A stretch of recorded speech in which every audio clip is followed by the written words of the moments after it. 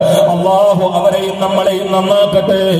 ഹൃദയത്തിന്റെ ഔഷധമാണ്, രോഗങ്ങളുടെ മരുന്നാണ്, ഹൃദയത്തിന്റെ സമാധാനമാണ് മുഹമ്മദ് മുസ്തഫ.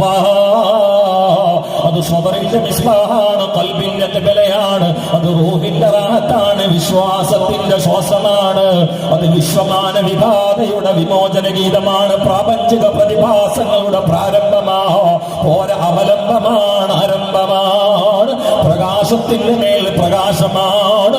നൂറുൻ അലാ നൂർ യാ റസൂലല്ലാഹ്, നൂറുൻ അലാ നൂർ യാ ഹബീബല്ലാഹ്.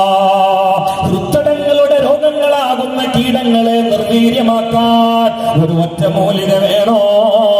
അത് ഹുബ്ബുൻ നബി വമദ്ഹുഹു ഖൈറുൽ അമൽ വഅസല്ലഹു ബിഹി യുബല്ലിഗുൽ അമൽ വലഹു ബിനൈൽ ശഫാഅത്തിൻ ത്വഹ കഫൽ ഇന്നൽ ഇലാഹി മുനഅമൻ തൻഈമാ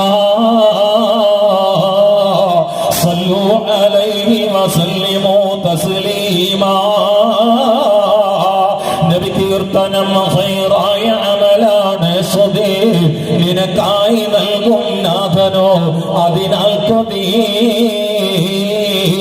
നബിനായകർ ശൂപാശയും നിനക്കോ മതി, നാളത്തെ ഫൗസ് സലാമത്തും അതിനാൽ മതി.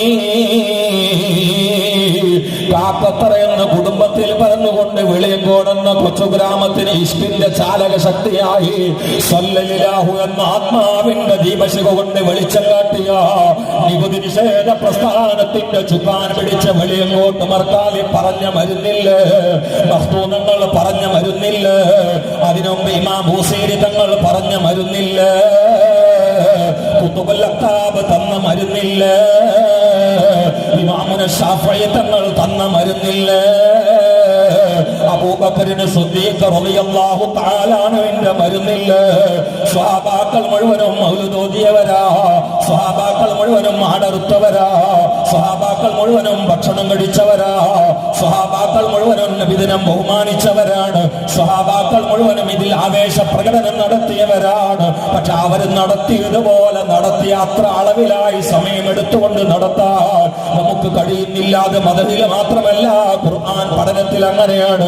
അതുകൊണ്ടാണ് നമുക്ക് മദ്രസ ഉണ്ടാക്കേണ്ടി വന്നത്. അത് ഖുർആൻ ഹിഫ്ളാക്കുന്ന വിഷയത്തിലും അങ്ങനെയാണ്. അതുകൊണ്ടാണ് ഹിഫ്ള് കോളേജ് ഉണ്ടാക്കേണ്ടി വന്നത്. അത് യതീമിനെ സംരക്ഷിക്കുന്ന വിഷയത്തിലും അങ്ങനെയാണ്. അതുകൊണ്ടാണ് യതീംഖാന എന്ന പ്രായോഗിക രൂപം